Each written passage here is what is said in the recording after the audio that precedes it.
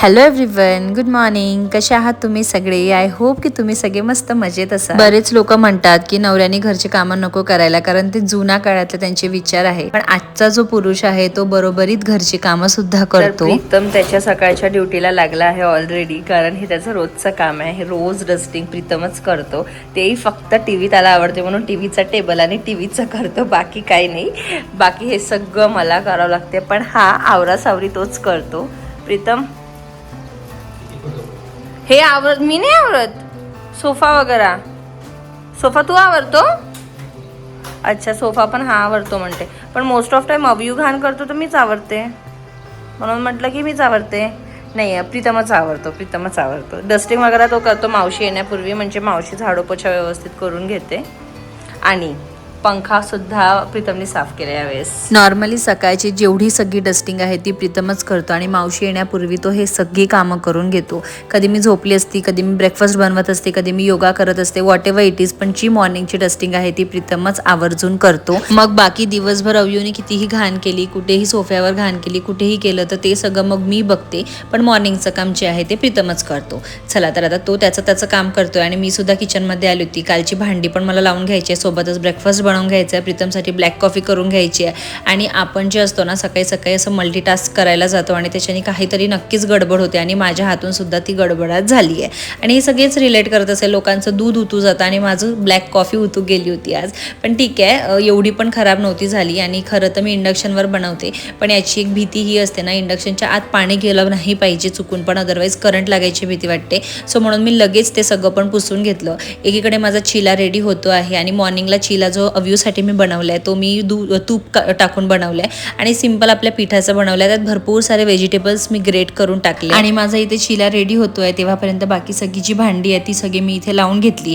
असेच मल्टीटास्क काम करावं लागतं. आय नो कधी कधी प्रीतम मला म्हणतो, मोस्ट ऑफ टाइम तो मला म्हणतो की एका वेळेस एकच काम करत जा, कारण कधीतरी जसं मी आता दाखवलं तुम्हाला, कधी ब्लॅक कॉफी उतू जाते, कधी दूध उतू जाते, कधी काही पाणी हातातून सांडून जाते. I know that, but multitask केल्याशिवाय पटापट कामं कशी होतील, म्हणून हे सगळ्या गोष्टी करावं लागतात.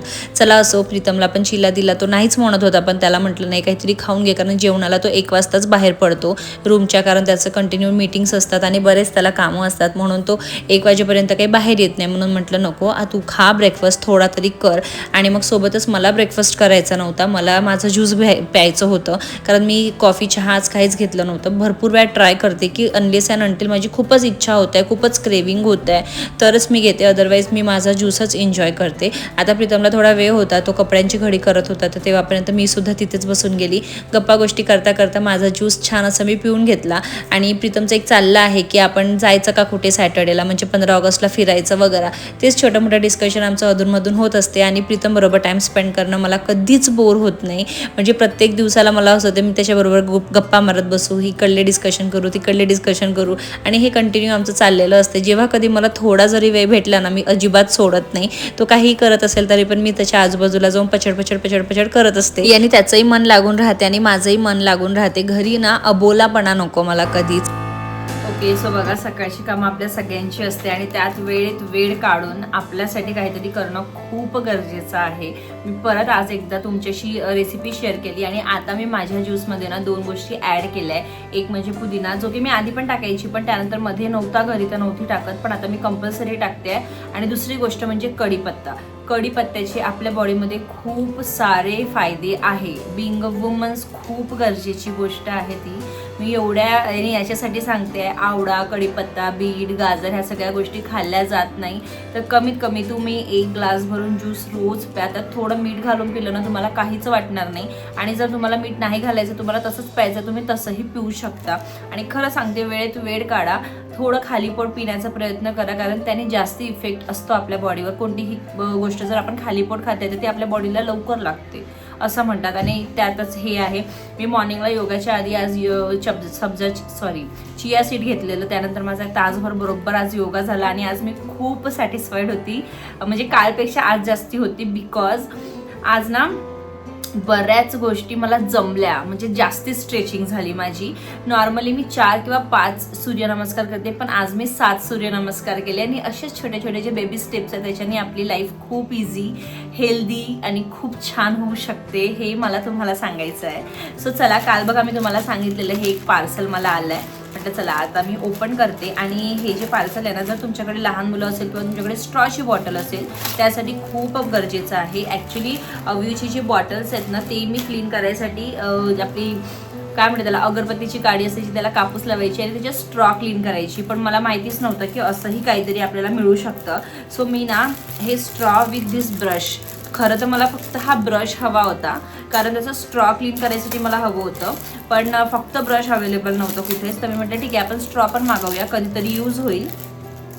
आणि हे मला वाटते 100च्या पण आतमध्ये, आय थिंक 80 रुपीजमध्ये मी एवढं सगळं मागवलं आहे. आणि हे खूप युजफुल आहे. बघा हा असा हे आहे ब्रश जो की तुम्ही स्ट्रॉमध्ये टाकून क्लीन करू शकता. आपण मुलांची बॉटल बाहेरून क्लीन करतो, त्याला प्युरिफाय वॉटरनी क्लीन करतो, त्यानंतर गरम पाण्यात घालतो, पण त्याची जी स्ट्रॉ असते ती सुद्धा क्लीन करणं तेवढीच गरजेचं आहे. त्याच्यात फंगस होऊ शकते, फंगस जमा होते, ब्लॅक असं जमा होते, पण मी कधीच ते जमा होऊ दिलं नाही. मी नेहमी जेव्हा पण त्याची बॉटल वॉश करायची ना, ती स्ट्रॉ पण क्लीन करायची.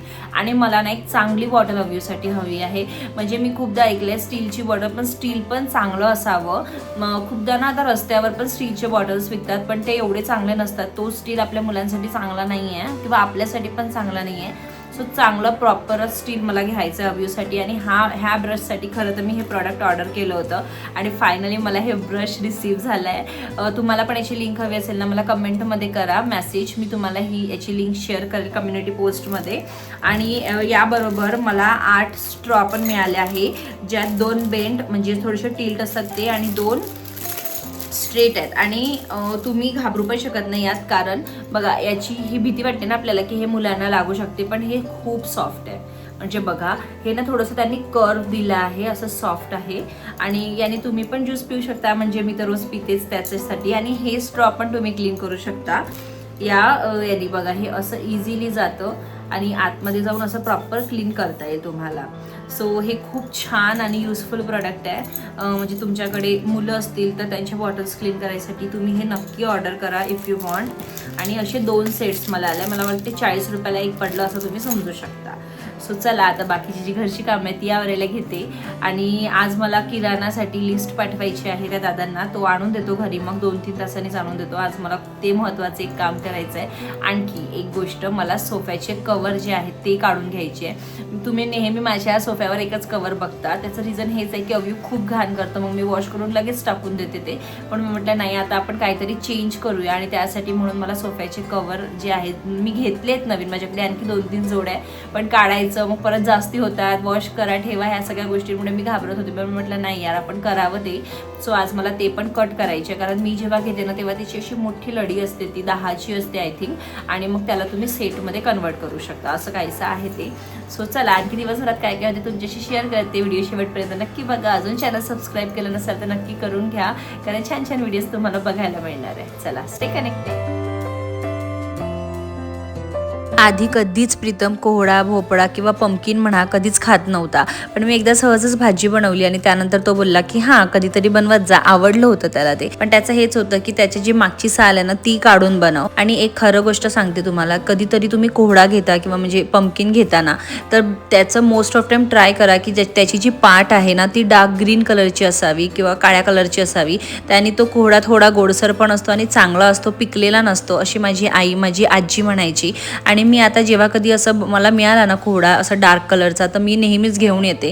त्याचे 2-3 गोष्टी पण होतात, म्हणजे सांबारमध्ये तुम्ही घालू शकता, भाजी बनवू शकता, पकोडे बनवू शकता, त्याचे गोडवाले वडे पण छान बनतात. त्याची सगळ्यांच्या रेसिपी हळूहळू मी तुमच्याशी शेअर करणार आहे. आणि नंतर ना मावशी मला आज बोललेले सकाळी सकाळी की तुळशीला भरपूर मंजूळ आल्या, एवढे मंजूळ झाडावर ठेवायचे नसतात, तर ते आजच्याच काढून घे. मी म्हटलं ठीक आहे. आणि त्या बऱ्याच गोष्टी मला सांगत असतात अधूनमधून, तर तेच त्यातलीच एक ही गोष्ट होती की मंजुळा काढून घे, एवढे दिवस ठेवायचे नसतात वगैरे. सो मी तेच इथे काढायला आली होती, तर खालून ना माझा हात एवढा वरपर्यंत जात नव्हता, म्हणून मग मी चेअरवर उभी झाली आणि अव्यूचं कंटिन्यू खालून ना असं वळवळ चालली होती माझ्या पायाजवळ. असं म्हणतात की तुळशीपेक्षा पवित्र झाड तुम्हाला कुठेच मिळणार नाही. एक तर त्याची पूजा केल्या जाते बिकॉज तो आपल्याला भरपूर प्रमाणात ऑक्सिजन प्रोव्हाइड करते, आणि प्रत्येकाच्याच घरी तुळशी असते. आधी आपल्या जसे नागपूरला आमचं घर आहे तर खालचं घर आहे, तर आपल्या जे पोर्च तर नाही म्हणता येणार, आपलं जे अंगण असतं तिथे तुळशीचे मोठे मोठे झाडं लावायचे. मोठे म्हणजे झाड फार छोटं असायचं पण ते छान मोठं फुलायचं, तर ती एक वेगळीच मज्जा होती. आजकाल आपण एक छोट्याशा कुंडीत लावतो, त्याच्यातनंही ऑक्सिजनच मिळतं आणि आजकाल फ्लॅट सिस्टीम झाल्या तर आपल्याकडे दुसरं काही ऑप्शनही राहत नाही. तुळशी जी आहे ती आपल्या आतमध्ये छोट्याशा एखाद्या पॉटमध्ये असते. पण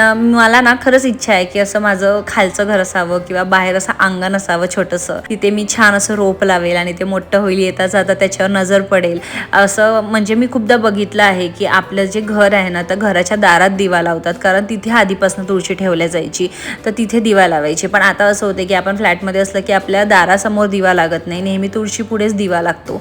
पण मी नक्की ट्राय करेल पूर्ण माझं की जेव्हा मी नवीन घरी शिफ्ट होऊ ना, तेव्हा मी माझ्या दाराजवळ पण एक दिवा लावू आणि मग तुळशीजवळ पण एक दिवा लावू. इकडे मी तुळशीजवळ दिवा मोस्ट ऑफ टाइम लावत नाही, बिकॉज इकडे कंटिन्यू हवा सुरू असते. उठ म्हटलं मी काढून देते, निघाला का? मिळाला? चलो भागो. खराब झाला म्हणून वॉश करतोयस? पाणी पडलं हातावर?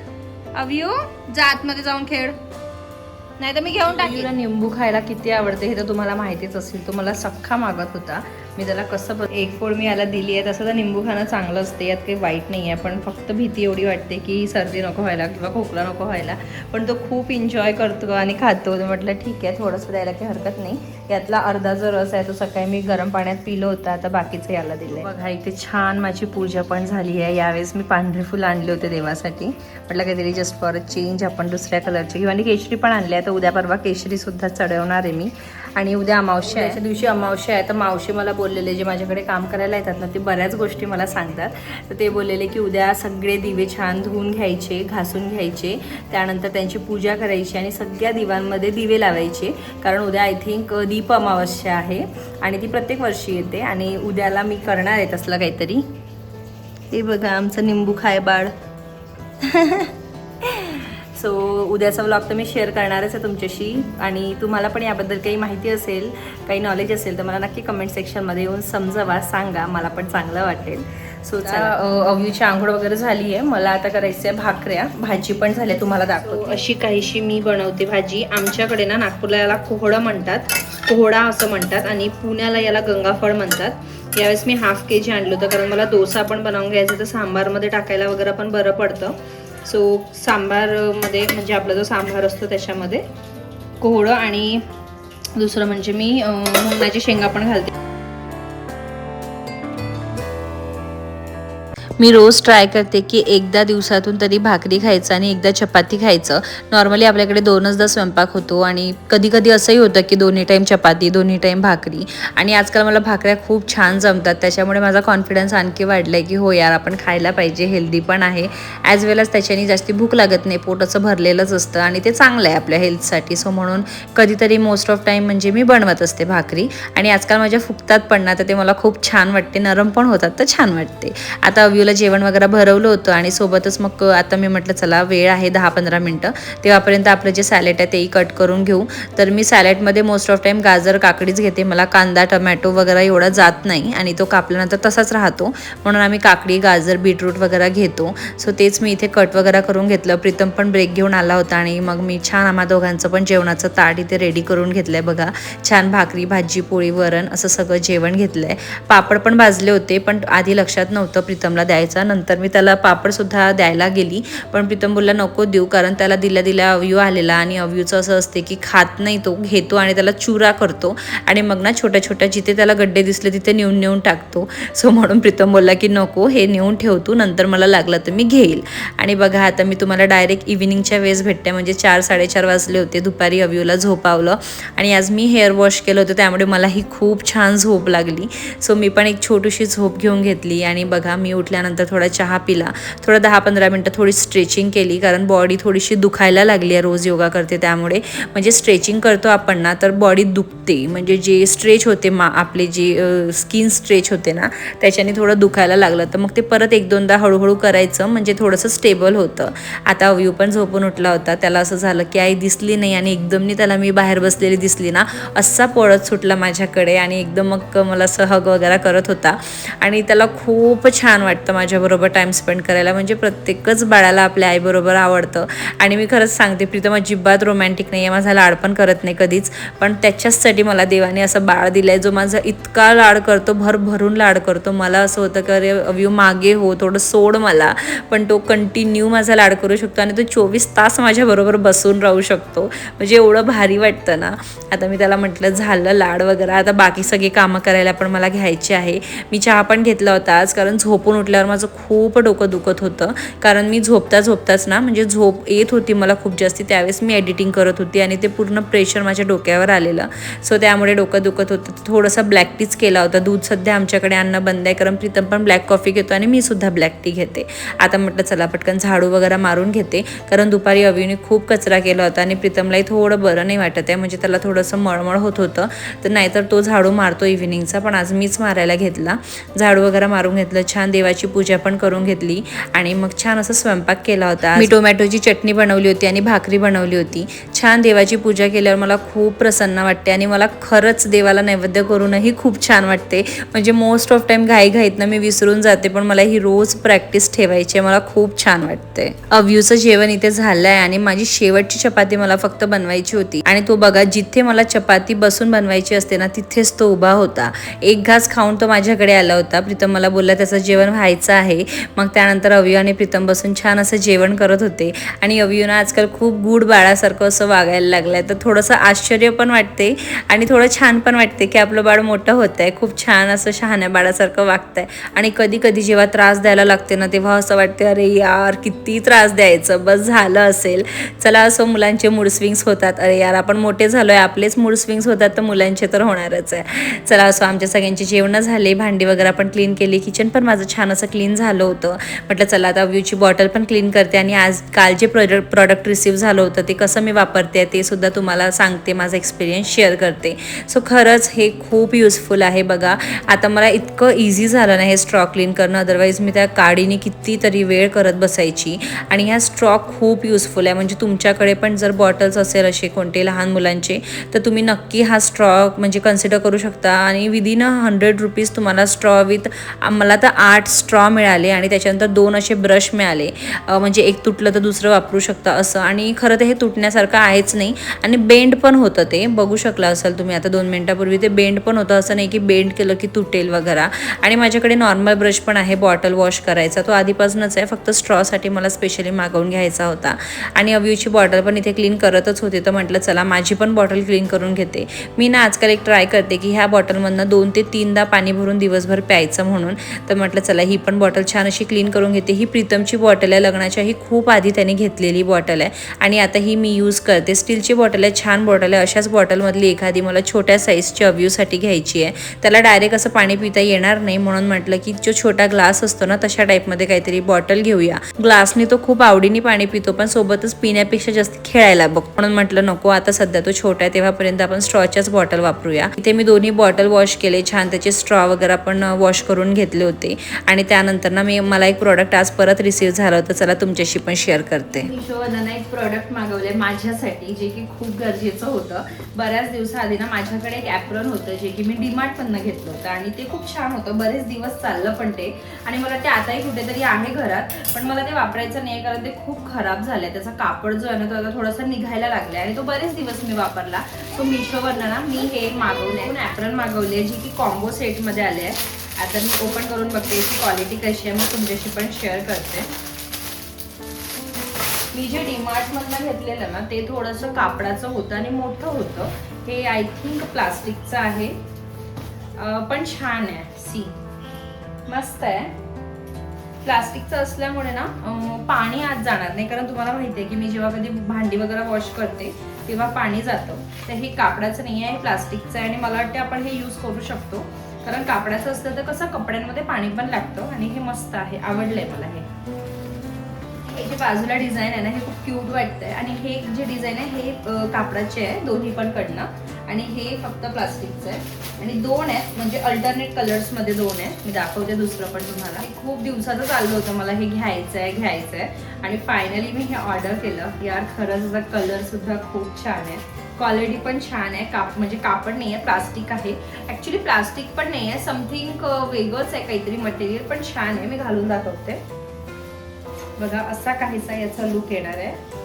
खरंच खूप सुंदर वाटतं. इथे तुम्ही स्पून्स पण ठेवू शकता किंवा कापड हात पुसायचा ठेवू शकता. मस्त वाटलं, मला आवडला. तुम्हालाही हे प्रोडक्ट हवं असेल तर मला नक्की कमेंट करा. मी कम्युनिटी पोस्टमध्ये नक्की याची लिंक तुमच्याशी शेअर करेल. 200 रुपीजमध्ये, आय थिंक 180 रुपीजमध्ये मला 2 मिळाले आहे. खूप छान होते. चला तर मग आता रात्रीची एक छोटीशी गोष्ट, ती म्हणजे चिया सीड मी इथे भिजू घालते आहे आणि माझा व्हिडिओ सुद्धा इथेच एंड करते. आय होप की तुम्हाला आवडला असेल. भेटूया आपण लवकरच, तेव्हापर्यंत बाय.